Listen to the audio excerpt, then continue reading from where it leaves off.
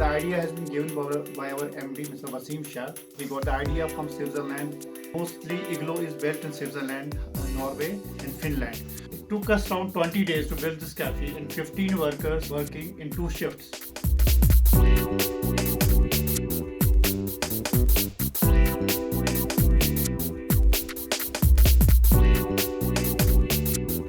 We have built the snow tables, snow chairs, and we have put some sheep leather on these chairs. We have a kitchen in our hotel. The raw food is delivered to our hotel kitchen, and the food is prepared in our hotel kitchen. Mostly the raw food comes from the Srinagar.